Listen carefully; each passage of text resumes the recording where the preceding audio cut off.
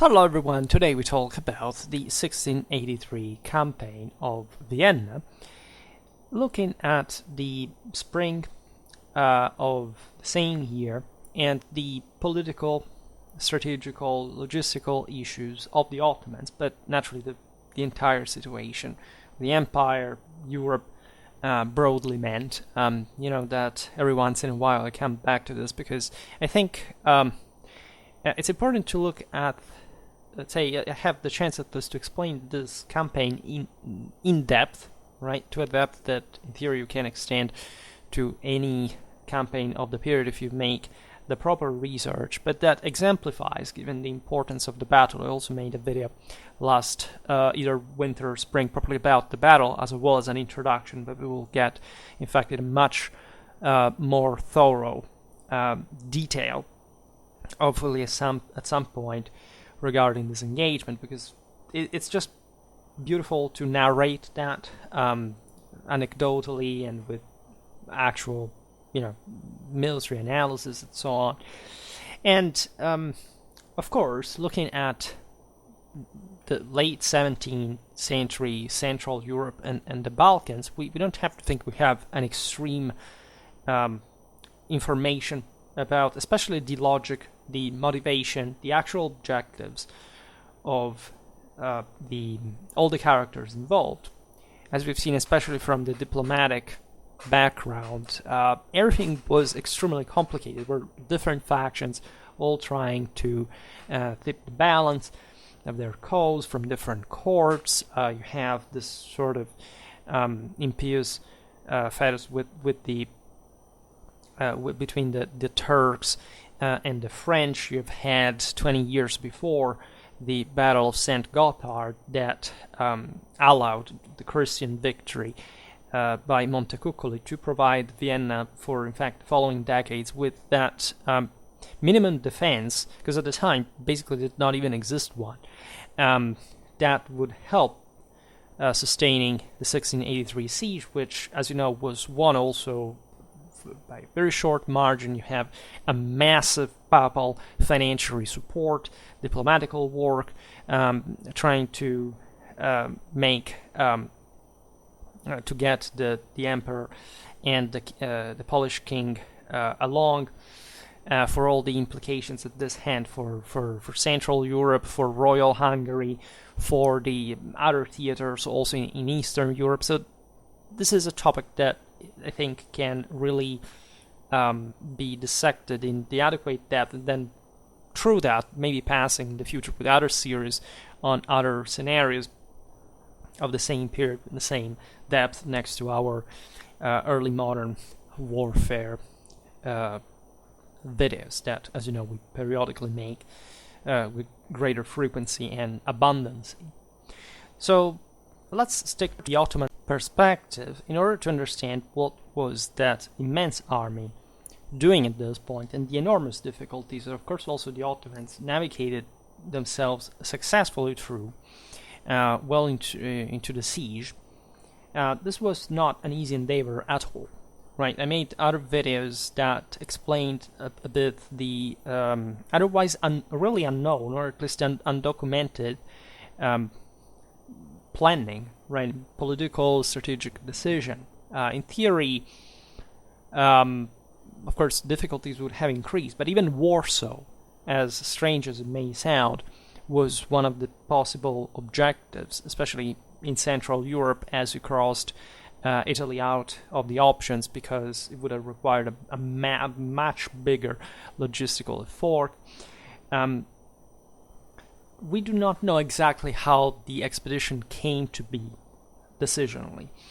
In any case, Kara Mustafa, the Grand Vizier, was the promoter, fundamentally. We just understand, as we'll see better now, that the Sultan Mehmed IV had sort of different... he had not given green light, but nor a red one either, so he was just letting him take the apple, right, and eventually scapegoating him. Had he failed, as he did, what was Kara Mustafa's end. So the army had stopped in Belgrade. It was the most obvious logistical starting point, like just across the Danube, to launch the invasion in Central Europe.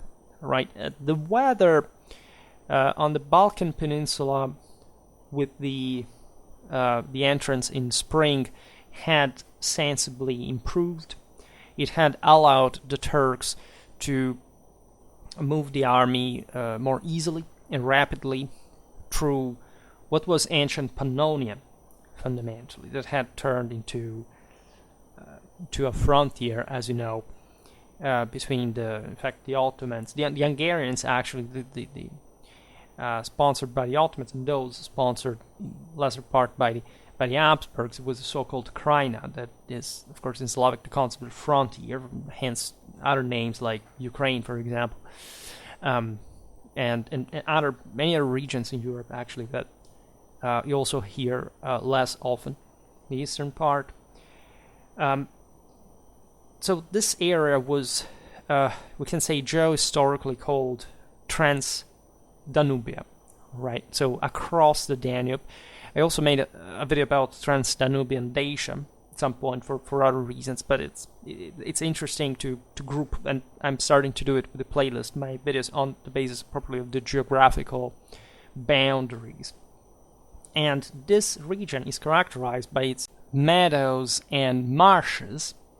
The forage was satisfactory, to say the least, given that this plain, as you know, was the favorite settlement for all the nomadic peoples and their equestrian armies, right, back in the day.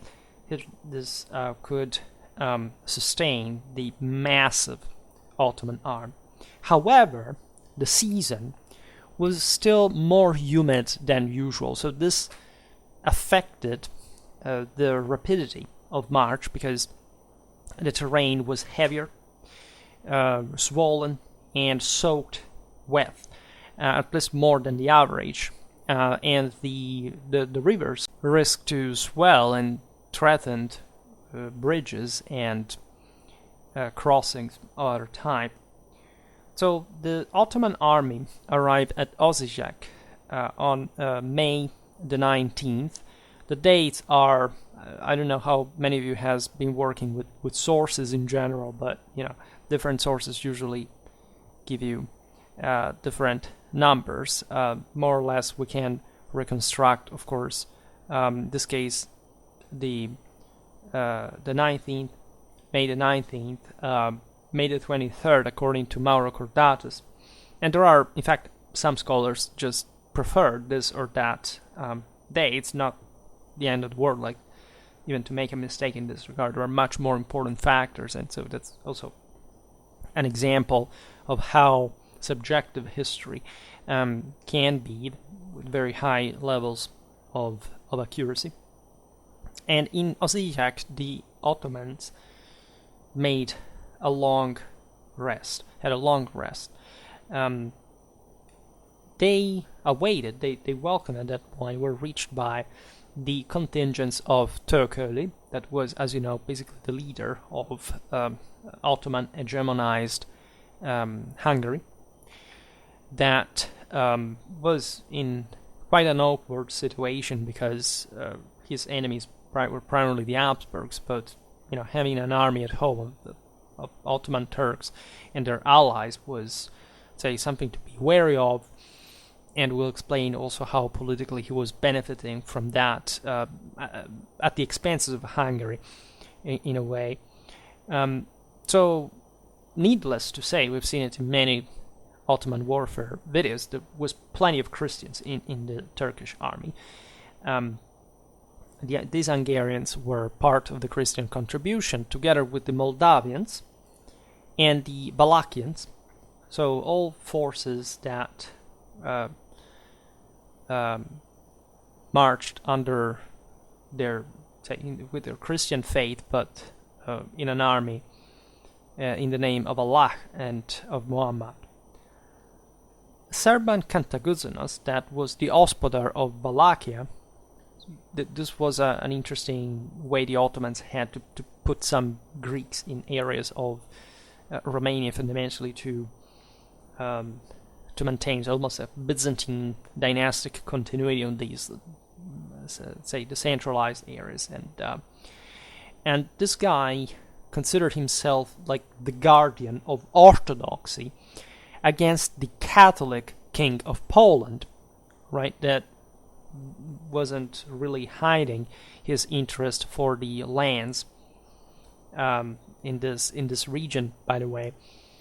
So this is interesting too. Of course, the Orthodox marriage with the Islamic Ottoman Turks that had rejected Catholicism and was in fact even allying itself with the Protestants of Hungary against the Catholic Habsburgs, the Roman papacy, and in this case the king of Poland, Sobieski. Now, Serban Cantacuzénos would have actually have, in spite of his antagonism with the Poles, would have not minded to ally himself, or at least to have some kind of agreement with the Habsburgs that were more distant to an extent, were less threatening than the Poles, at least. And there was another particular reason, that was the Wallachian antagonism, also with the Voivoda of Transylvania. But the Sublime Gate of Constantinople had kept Cantacuzénos quite strongly and tightly tied to this vassalage pact under the Turks, from which Serban was not capable of rebel, right, or to get themselves free from. So the Ottoman army left Osijek on June the 14th, crossing the famous bridge on the Drava river that had been destroyed previously, but sort of hurriedly repaired, and the army took the northwestern path. Now, regarding to this bridge, it seems that in spite of the former destruction, the boats, one that had been just being used in the absence of the fixed one, let's say, and that had actually, and especially being used exactly to replace the famous structure during the long restoration works, was also used, right? This favored the Ottoman crossing in part, the speed of it as well. So, having crossed the Drava, the Ottomans had entered Sultanial Hungary, and already at the time which he was stationed in Belgrade, the Grand Vizier had received a letter from the president of the Holy Roman Imperial Hofkriegsrat, so the High Council of War, Hermann of Baden, in which, in a very extremely sort of smooth and courtly tones, was written that the Emperor Leopold of Habsburg had essentially done his best to save the peace with the Sublime Gate, but that at this point he was obliged to admit that the two powers were objectively at war, right? I made a video explaining essentially how the Viennese court had been at some point almost dreamy about what the situation really was. They didn't really believe up to very late in time that the Ottomans were literally invading Austria, right, with the objective of conquering Vienna. There had always been a great confusion, admittedly, on the Habsburgic Ottoman frontier, but let's say the information that was arriving now about this massive army was eliminating any doubt. So because there hadn't been actually, in fact, in decades, such kind of movements in the first place, and this expedition especially was just beyond right? Anything that had ever been seen. So there was only one possible objective, as you understand. At that point, Kara Mustafa waited to be on the verge of leaving Osijek, and before crossing the Drava, he answered to the imperial message with courtly sobriety, confirming the advice of his interlocutor. And the answer was entrusted to Caprara, that was sent there like an ambassador, and that in fact went over up to Buda, while his colleague von Kunitz remained sort of host/hostage of the same Kara Mustafa by him, right? Arrived at Shekespeare-Var, the Ottomans held a council of war, specifically on June the 27th, in order to choose the most apt itinerary in order to undertake the invasion at this point, the first layer of the Habsburgic hereditary territories. And in this sea, the Grand Vizier manifested finally his effective intentions, right? The aforementioned city of Székesfehérvár in Hungary was known as Alba Realis or Alba Regia. This had been the old capital of the Kingdom of Hungary that the Turks called as Istolny Belgrad, the Germans Stuhl Weissenburg, and that by the Westerners was known in general with many variables as White Castle, right? So the correct Slavic translation, as for many other centuries, it's Belgrad, right? This is located at 60 kilometers southwest of Budapest. And in this location, Kara Mustafa had to, of course, uncover his cards also internationally, but this is not it was not about still letting believe this to the highest dignitaries of the empire or the ambassador hostages. This is not just about leaving certain news circulating so that they could even confuse eventual spies and other intruders of different type. So even say rendering this more or less aware of, say, the latter of the Ottoman movements to the various chancelleries of Europe. Right, this was not about reinforcing the Hungarians, sending reinforced troops to money to the Prince Vassal Turkey, or to simply aim at some Habsburgic stronghold on the Danube. At this point, they were really making everything possible to manifest that they were aiming at the red apple. Vienna was the Ottoman objective. And this thing all by itself was frightening, terrifying, shocking, and clamorous, and sort of, to some degree, many people were in disbelief, and the same Turks knew that this was an incredibly difficult task to undertake in the first place. And in fact, in the same Turkish War Council, there were doubts, right? Even some protests against it, because of course they knew they were going somewhere, but the objective had not been officially revealed.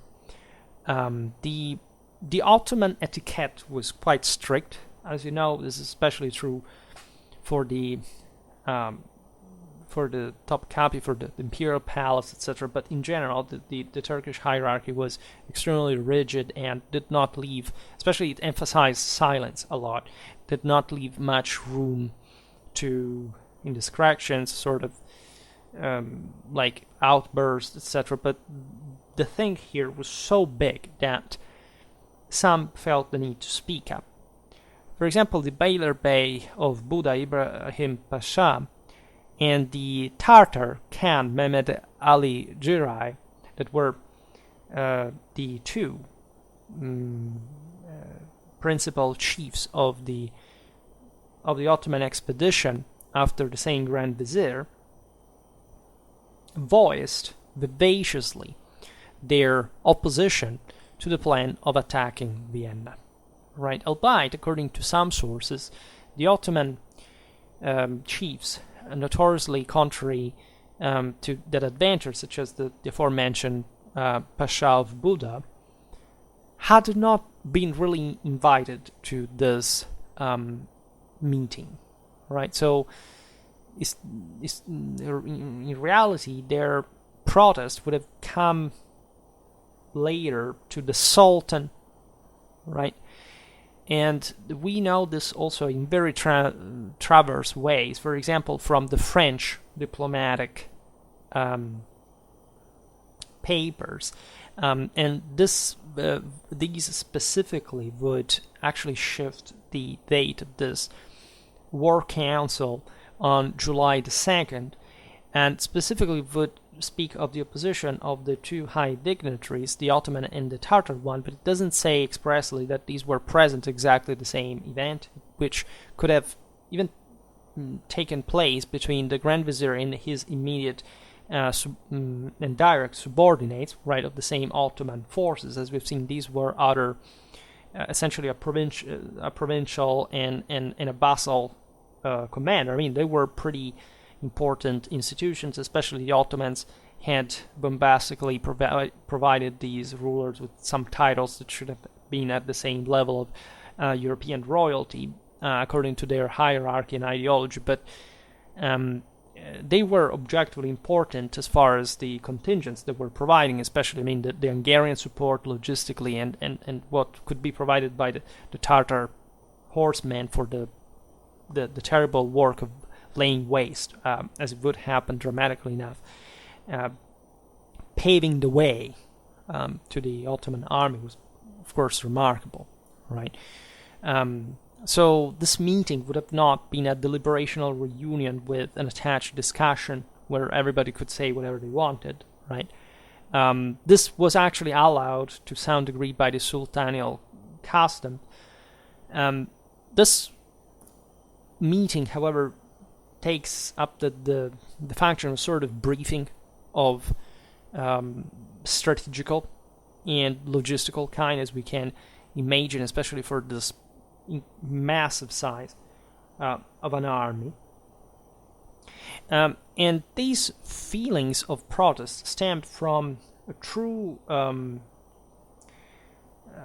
sense of distrust and of betrayal, meaning that we don't know what these people were told right at the beginning, what kind of objective they had somehow been, because these people had to accept politically, first of all, to get into this army, so they would have been told something we're not exactly aware of, but they felt like they had been thus taken advantage of and almost mocked, right, ridiculed. They stated that the strategical objective of this expedition would have had to be discussed immediately in order to succeed against Vienna. This was referring to the first meeting that had taken place in the same Constantinople in August 1682. But for everything, like for being prepared to this enormous task, right? They added that they needed to be more and better prepared, more ad hoc prepared. They were right in saying that the risk was very high and that an attack on Vienna could have ended up in disaster, but it could have also caused, in the degree of its possible success, perhaps even a worse consequence, that is to say, the reaction of the entire Europe finally united, which would have not happened anyway, against the Ottomans, right? The entire Christian Europe. So events would actually turn. These were not completely. Say, there are political reasons why these things were being said, not just strategical ones. And in fact, as we know, right, the Ottomans not just went pretty damn close to conquer Vienna, but Europe was saved again. Let's say at least Vienna was saved by an incredibly small margin, right? Because still other powers were awaiting for an Habsburgic demise or disgregation of some sort, especially France, to eventually, of course, intervene against the Ottomans, but in a completely changed situation. So, regardless of whether these leaders believed or not in what they were saying, according to their opinion, the conquest of two great Danubian fortresses would have been enough, right? And it would have been successful, by the way. So why risking at that point to lose the entire army against Vienna when you could simply consolidate these still major strategic positions and creating a massive problem to the Habsburgs later on. Naturally, there are some. These are, of course, say circumstantial statements. Again, of course, the Habsburgs would have retaliated. You do not know would have joined at that point. So they were being cautious, settling for something more, say, more feasible, but also less resolutive. So we do not know, as we were saying, when Kara Mustafa truly started believing in his own purpose to conquer Vienna, right? It's possible that when, in the previous August, he had walked into the assembly in Constantinople, he had already thought that this would have been the thing. The main problem there is what was the Sultan's opinion on this? That is to say, because we do not have an explicit,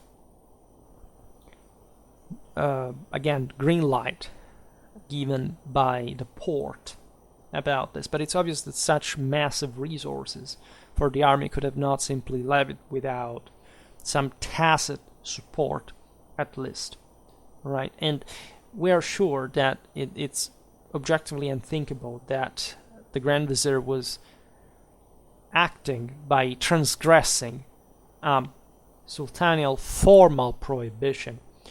The Grand Vizier rather knew that he was preparing this enormous, inestimable gift to the same Sultan, and if he had been able to present it to him, in other words, the same apple, the prestige of his would have risen to the stars, in spite the same transgression that would have been seen just essentially a bold, say, the boldness of those who succeed eventually, and in the same way, not having asked the sovereign for consent for his plan. Of course, if Kara Mustafa had failed, his head would have been lost. In any way, this effort seemed the gamble seemed worth the price. After after these movements that we are tracking on the map, Mehmet, after 1 week specifically, was informed of his Grand Vizier's decision, and he manifested a disappointment. Right, he formally let the world know that he was not essentially pleased by what Kara Mustafa was doing. However, usually these sort of sultanial reprobation entailed the destitution of the slave that would have dared to displease his great lord, of whom everyone, right from the Grand Vizier to the last subject, let's remember this, these were all serfs, at least, if not slaves, Köle, right, were considered as such. And so nobody was above, of course, the sultanial appreciation, and they couldn't be better than him. And so the scaffold was often the ending place, but at the same time, I mean, let's see what these slaves' children can do after all. That's the Ottoman mentality. That's the degree of subjection to the Sultan. And these serfs, these Köle, are essentially just to prove whether they're worth their level in the hierarchy or not. Of course, in the case of Kara Mustafa, right, all what happened eventually would have had the unavoidable consequences.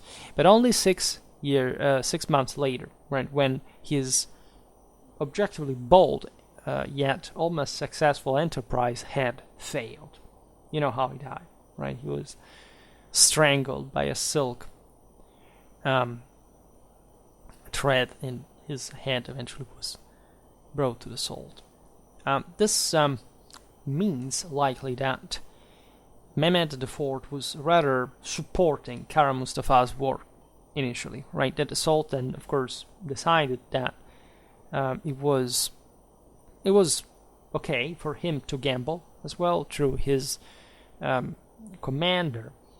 And in case of success, of course, the glory of the Padishah would have eclipsed the one of such bold servant. In other words, Mehmet was still the divine medium that would bring to the conquest of Vienna, not Kara Mustafa. But exactly because of that, at that point, also because of the victory, there would have been the chance of rewarding the guy, or even punishing him, of course, in case of maybe some coup, right? But of course, failure was the most likely scenario in which that would have occurred. In that way, the Sultan could have said, well, it's Mustafa's fault. I didn't actually informally say that he could do this, and he would have turned him into the scapegoat. Well, speaking of Kara Mustafa, the picture that usually is drawn about him is this sort of characteristic villain, like a shrewd but cruel and unprejudiced individual that would have liked to conquer Vienna just because of vainglory and for increasing his personal power, making loot. Well, of course, this is all true to some extent, but one should also consider other aspects. Also, I must say, in this, from the same Turkish historiography, that, as you know, when we talk about Balkan history, it's not that the local historiographies are exactly at the right level.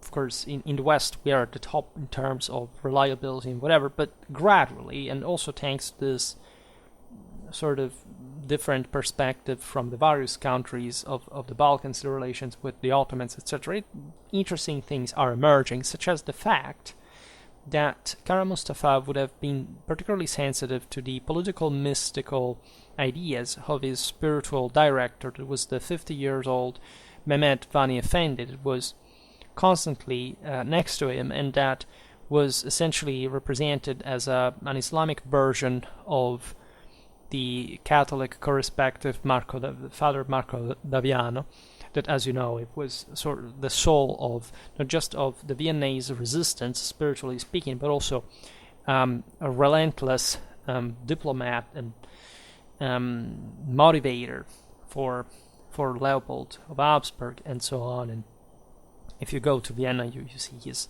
statues everywhere, because of course that's how they saved the city as well.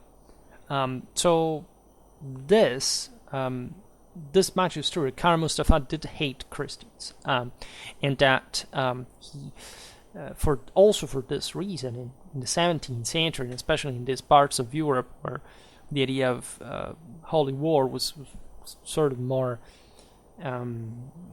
was fresher, was more vital still. Kara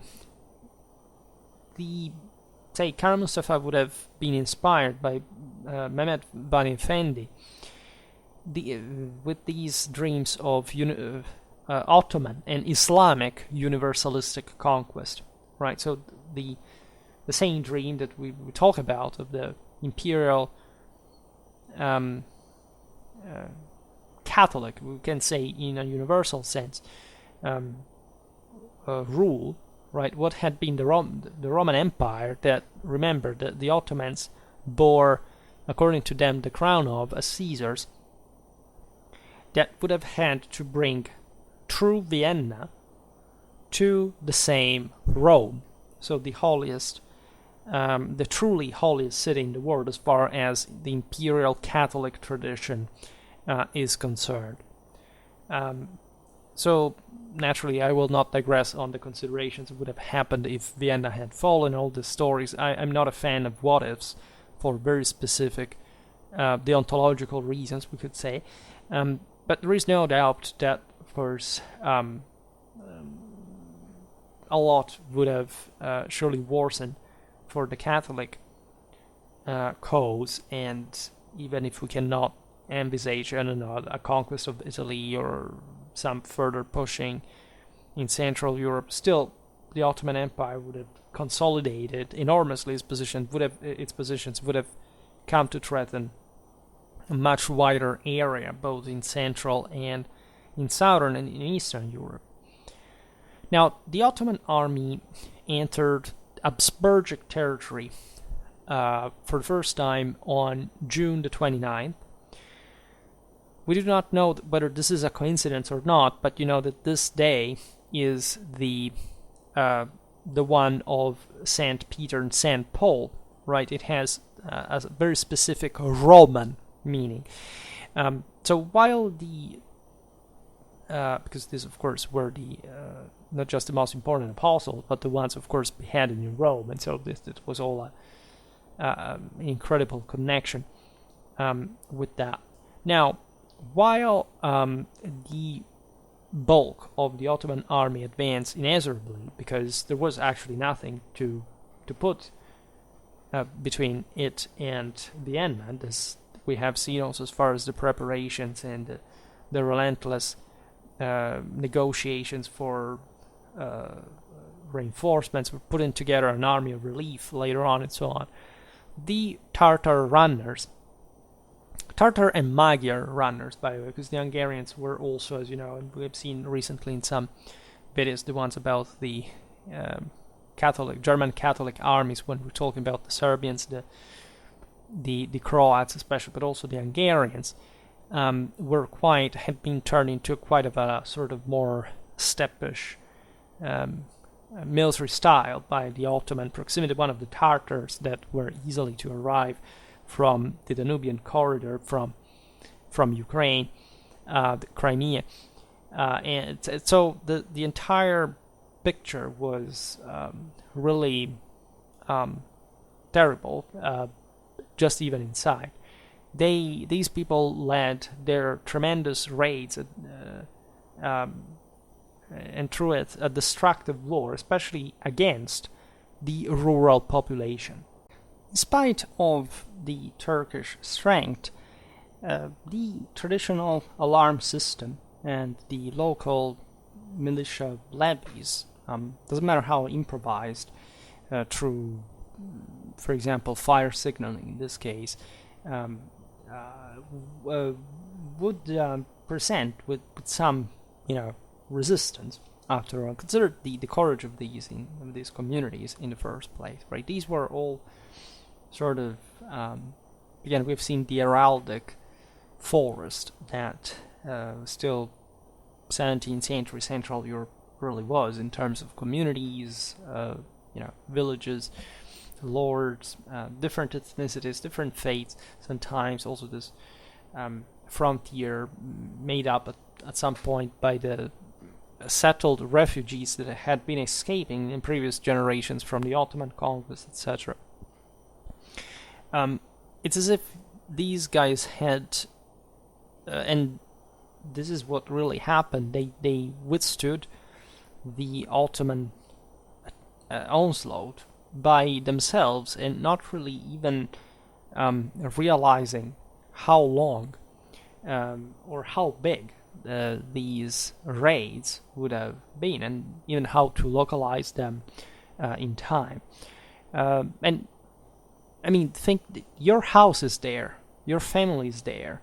Of course, many people had already been fleeing. There had been a concrete assessment of already, just like when an Ottoman army was on the move. The frontier was turning hot, and there was a great amount of people escaping from these places as well. But still, right, the men especially would stand their ground. In the first week of July, the Tatar-Hungarian bands crossed the Vienna Wald, right? So this is pretty close to the same Vienna. When the Sultanial army reached to the gates of the city, they had arrived already beyond 50 miles from that, up to Melk, right? We've seen some other videos that even the same Habsburgic family, when they abandoned Vienna, were while rising up the Danube, were almost captured by these raiders.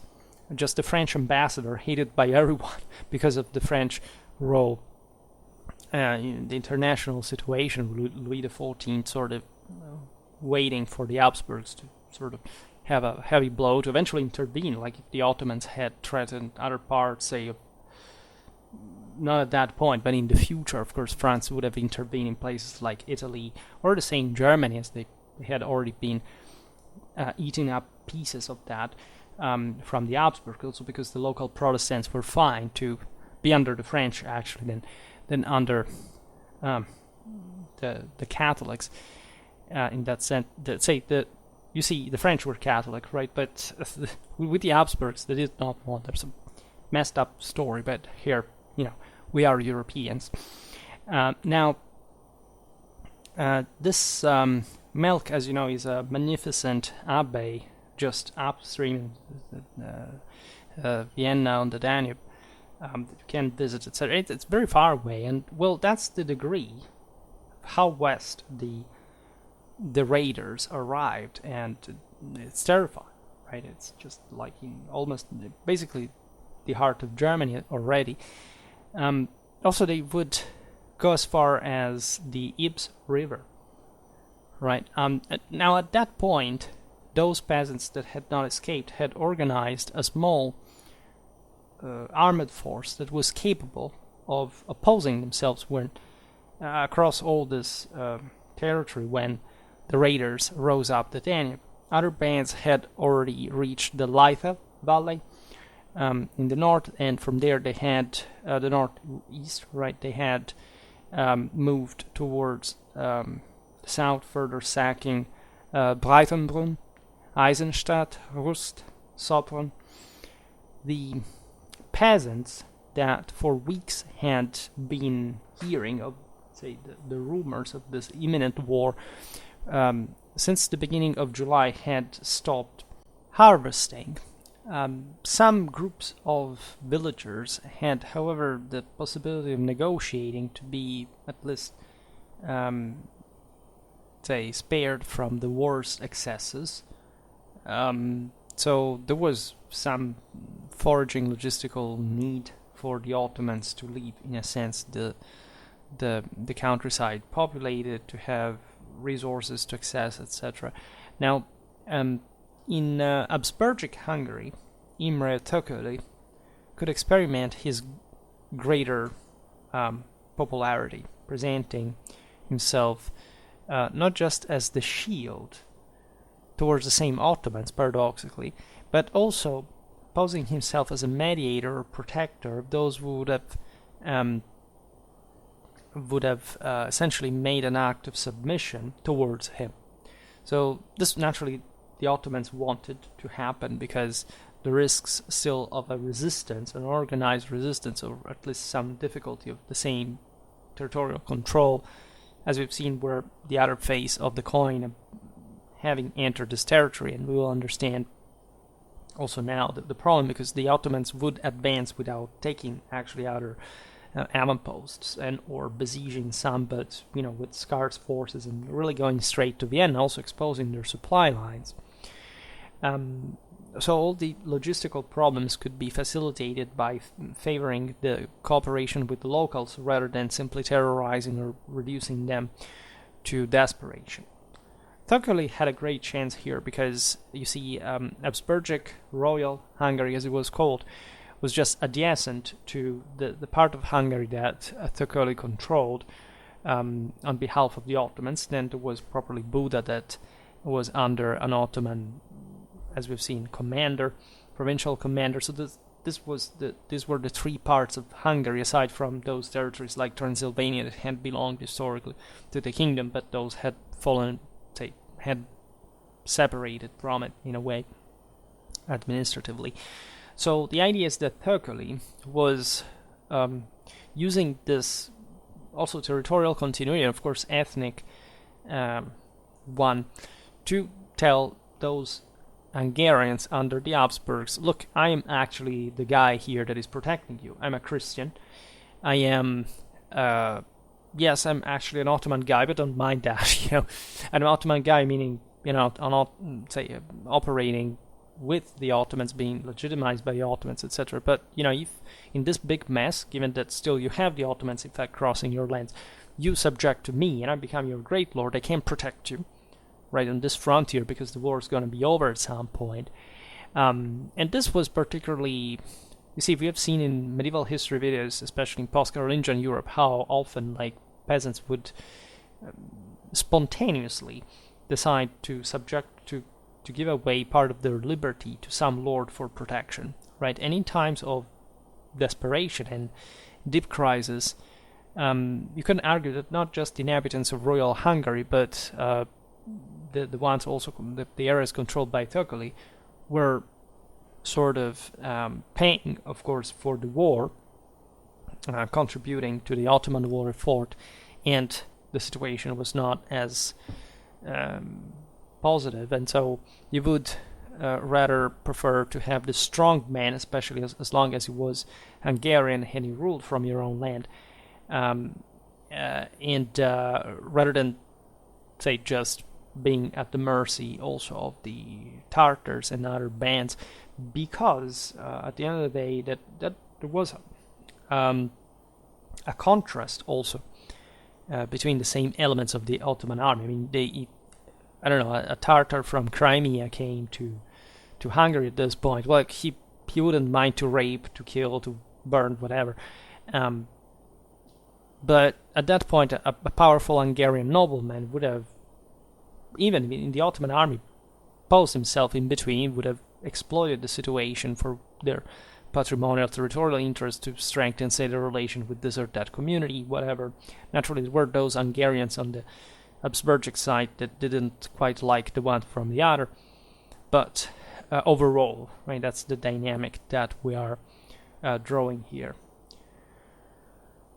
There were some Habsburgic garrisons resisting. In any case, they were small, right? There wasn't a major force that could, again, take on the Ottomans in open field, even detachments, etc.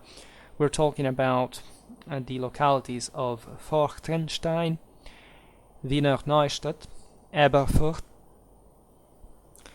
and these were so motivated, after all, that they managed to counterattack the Ottomans in the direction of the Burgenland. So definitely the picture was quite fluid. Yes, you have this massive army, but it's punctiform if you, of course, look at the territorial proportion and the spaces crossed. And so in this sort of frontier again, at that point almost a no man's land. If you had a party of adventurous, bold, say, guys who were not particularly attached to their own life, well, and they had not much to lose in that sense, you could come to raid, plunder, whatever. Of course, there was all kind of disorder ensuing just in general, but there was still a strategic vision for which the Ottomans were invading, and so this garrisons led by Habsburgic officers, etc., still having an idea, knowing the land, being just together with the lords, etc., having taken arrangements with the local communities, being able to resist for some while. This is fascinating and quite big risk, because of course if they had fallen to the Ottomans, they would have been cut to pieces. So it was by this point self-evident, even among those who had been more skeptical in the past, and even among the external observer, that evidently the Ottoman army was heading towards Vienna, and that this was happening also fast, right? This aspect we will see better in some other parts of this the story, because as we were saying, as Kara Mustafa was advancing, he was leaving behind himself, without even attempting to conquer them, the two primary Habsburgic fortresses in Hungarian territory. We're talking about Győr and Komárom, that blocked and controlled respectively the terrestrial and Danubian way from Buda towards Vienna. Now, these cities are interesting because Győr especially is known to us through this Italian polymath. He was a military man, a diplomat, a scientist, a polygrapher, an adventurer, the Count Luigi Fernando Marsili, or Marsigli, spelled either L-I or G-L-I. That was also, remarkably enough, the cousin of Raimondo Montecuccoli, so the guy who had saved Vienna at Saint Gothard 20 years before, Field Marshal, great, essentially the milestone in military theory between Machiavelli and von Clausewitz. He was also cousin of Caprara, that we have seen before, and that in 1683 had 25 years. So he had entered the service of Emperor Leopold and had been captured by the Turks. So this, especially this fact that we do not understand whether his surname was Marsili or Marsigli, constitutes sort of a nightmare for the scholars, because the most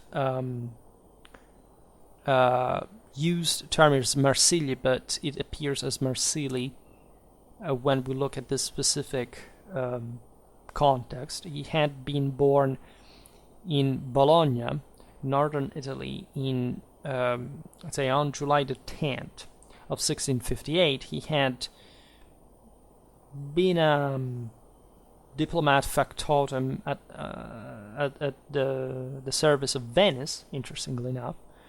He had stayed in Constantinople between 1679 and 1680 before passing to the imperial service. And he had been captured by the Ottomans in Hungary. He had been obliged to follow his kidnappers, basically, and therefore to eyewitness the same siege, right, and of Vienna, and he would be freed by the Venetians only after a prisoner exchange, so that he would come back actually in the empire in 91-92. Then he passed properly at the Habsburgic service from 1699 to 1701. This was happening, in quite interesting events, but we don't have time to describe. In 1703, he entered papal service as military commander, by the way, under the pontificate of Clement XI, and he's actually very famous as a military man, given he he really liked his curriculum, but he was also like there is a lot about him. News. He wrote in French a very famous work of maritime geography that was published in Amsterdam in 1725, and that makes him actually one of the historical father of oceanography, right? So there is, it's a very interesting guy to research, and I would, by the way, recommend even any researcher, anyone interested in a PhD or something, to really learn more about this guy, because it's an interesting chance to do so. Komarno is Komarom, right, wherever you want to spell it again, was on the Danube, and together with Gier, as we've seen, it was the most important fortress on the path to Vienna. But these fortresses were not properly considered.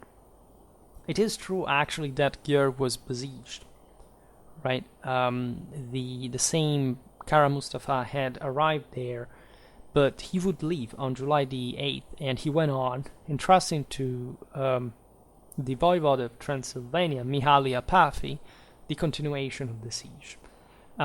But this siege was just a minor thing, right? The Gier would remain in Austrian hands. It was again a very important stronghold that could create problems to the Ottomans strategically and logistically. And this was really a lack of caution, to say the least.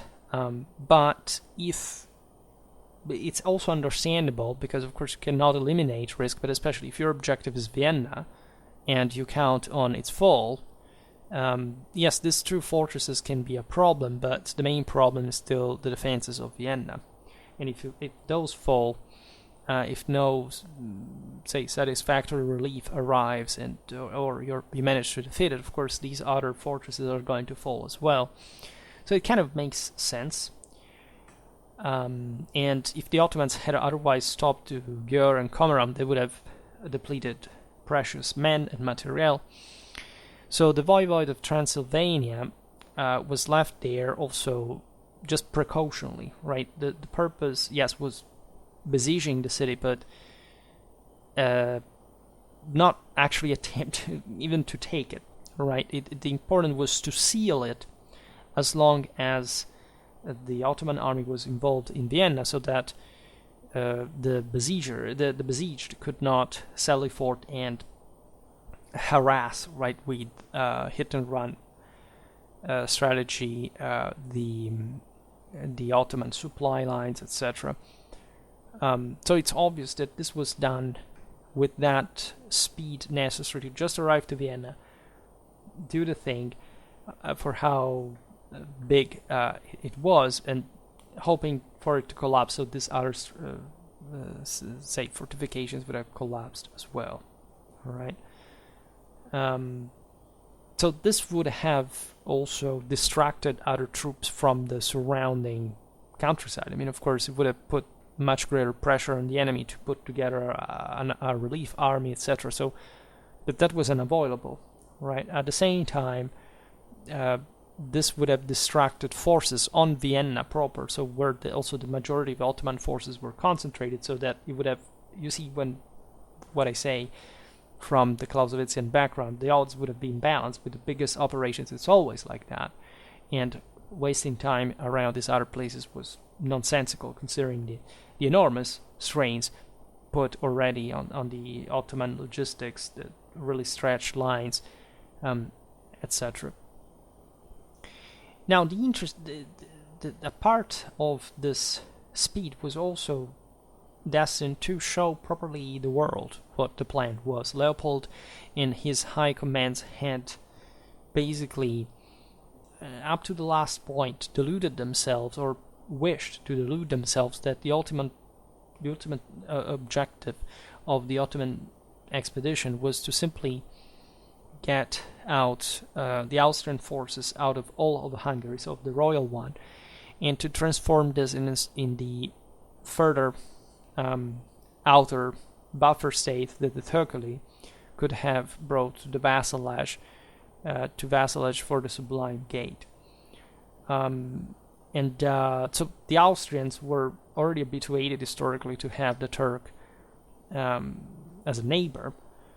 This was not a great perspective, but definitely it was better than the siege of Vienna, right? It would have, as we were saying, retaliated. It would have tried to get that land back, right? At this point, instead, everything was frozen. At least Leopold gave order to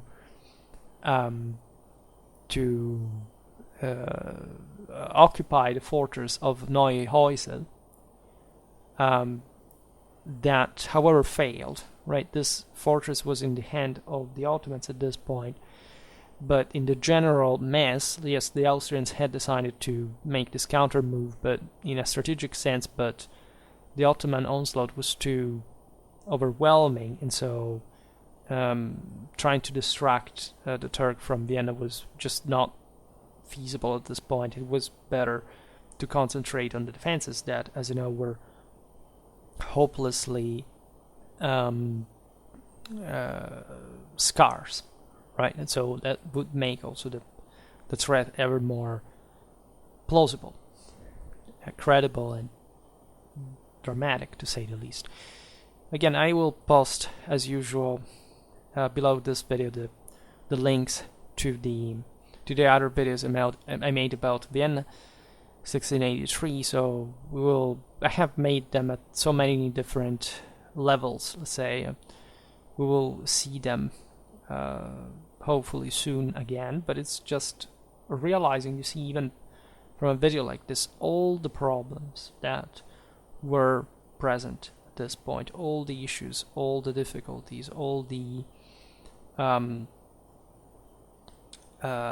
let's say the uncertainties, the unknowns, even for those who had actually and really made such a